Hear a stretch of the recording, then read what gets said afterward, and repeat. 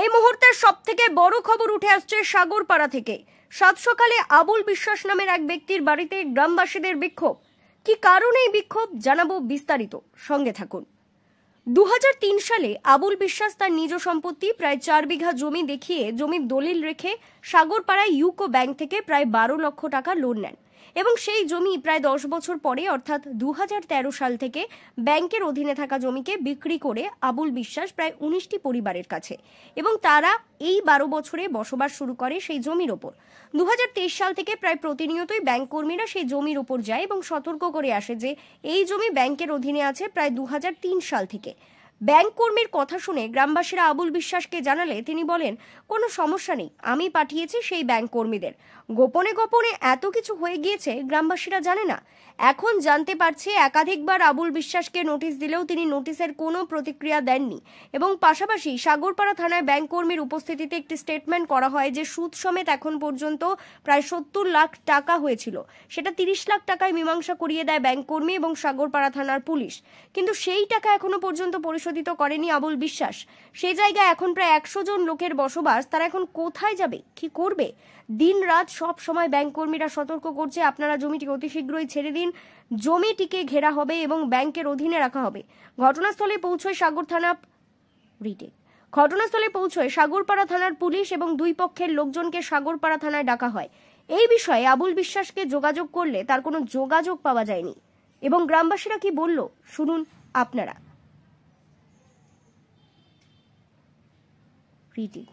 গ্রামবাসীরা কি বলল শুনুন তাদের মুখ থেকেই। ব্যুরো রিপোর্ট, গ্রাম বাংলা নিউজ। আপনারা দেখছেন গ্রাম বাংলা। সময়ের সাথে পড়েছি, আমরা জমি কিনেছি, আবুল বিশ্বাসের জমি কিনেছি। আবুল বিশ্বাস ব্যাংকে লোন করেছে 2014 সালে 13-14 সালে লোন করেছে। তারা 2003-এ লোনটা করেছে। আমরা এতদিন আগে জানতে পারছি যে লোনটা ও ব্যাংকে লোন করেছে। এবার ব্যাংকের লোক আমাদের জমির পুরে যাচ্ছে, যাই আমাদেরকে বলছে যে তোমরা জায়গা খালি করো, তোমরা এই জমিটা আমাদের, আমরা কিনেছি, আমাদের কাছে দলিল রেখেছে, রেখে আমাদের ঠিক টাকা নিয়েছে, তো আমাদের জমি সব খালি করো তাই বলছে। তারা বলছে আমরা তো আবুল বিশ্বাসের কাছে কিনেছি, আপনি কী করে হবে এটা? তা বলছে না আমাদের জমি। তো আবুল বিশ্বাসকে আমরা বলছি যে এরকম ব্যাপার, ব্যাংকের লোক এসে বলছে, তো আবুল বিশ্বাসেরা এরা বলছে যে না, লোক আমরাই পাঠিয়েছি, এটা বলছে। জমির পুরে আমিন যাচ্ছে, থানার পুলিশ যাচ্ছে, আমরা বলছি যে থানার পুলিশ আসছে, আমিন আসছে, কি ব্যাপার, আপনি লোন পরিশোধ করেননি, আপনি লোন করেছেন তো জমি কেন আমাদের কাছে বিক্রি করলেন? তো ওটা নিয়ে তোমাদের কোনো ব্যাপার নাই, আমরাই লোক পাঠিয়েছি। তাহলে লোক পাঠিয়েছেন তো আপনি এখানে আসেন জমির পুরে, এখানে থানা এসছে, আমিন এসছে, আমিনের সঙ্গে বলেন, তো ও কোনো ব্যাপার নাই, আমাদের যাওয়া লাগবে না, এখান থেকে সব ঠিক করে দেবো, এসব বলছে।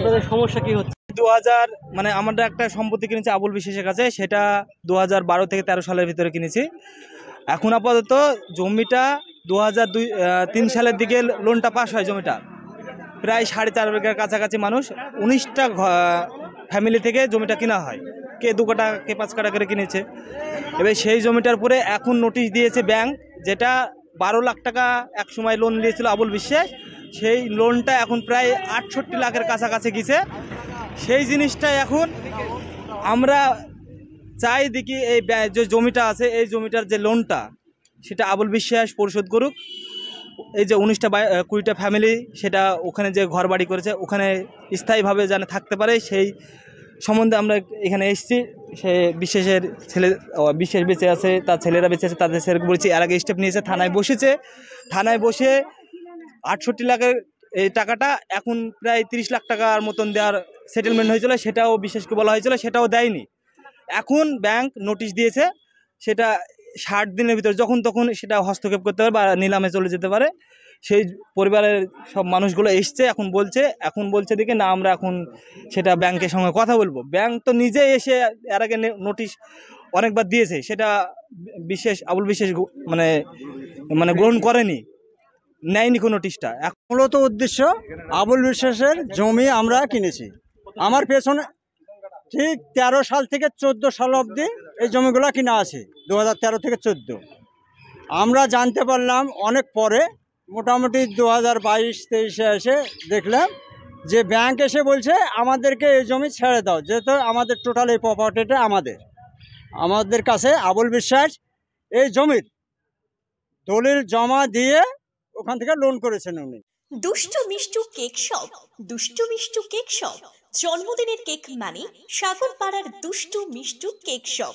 এখানে বিভিন্ন ধরনের বার্থডে কেক, বিভিন্ন ফ্লেভারের cake, ice cream, pizza, burger, patties, Cadbury, chocolate এবং বিভিন্ন কোম্পানির কোল্ড ড্রিঙ্কস পাওয়া যায়। নামি দামি কোম্পানির মিনারেল ওয়াটার পাইকারি ও খুচরো বিক্রয় করা হয়। এখানে বিভিন্ন অনুষ্ঠানে আইসক্রিমের অর্ডার এবং প্যাকেটজাত জলের অর্ডার নেওয়া হয়।